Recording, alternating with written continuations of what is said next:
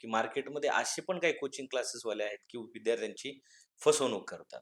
तर आता विद्यार्थ्यांनी योग्य क्लासेस कसा निवडायचा? पहिलं तर आपण स्वतःकडे पाहिलं पाहिजे, की मी ॲज अ स्टुडंट मी टायर 1 कॉलेजमधून शिकलोय का 2 मधून शिकलोय का 3 मधून शिकलोय, ठीक आहे. हं, जर तुम्ही टायर 3 कॉलेजमधून शिकलाय, तर पहिलं त्याच्यानंतर स्किल सेट पाहिला पाहिजे स्वतःचा, की बाबा मला इंग्रजी येतं का? मला ॲप्टिट्यूड येतं का? मला 4 लोकांमध्ये बसून कॉन्फिडेंटली बोलता येतं का? जर आन्सर येस असेल, तर तुम्ही कुठलाही क्लास करा, तुम्हाला जॉब मिळणारच. पण जर या गोष्टींचे आन्सर नो आहेत, तर तुम्ही अशा एखाद्या क्लासला प्रिफरन्स दिला पाहिजे, की ज्या ठिकाणी ह्या सगळ्या गोष्टींवरती ॲक्चुअली वर्क करून घेतलं जातं. कारण की बऱ्याच वेळा कसं होतं, की समोरून कमिटमेंट खूप मिळतात, की होईल, करू, करू, करू.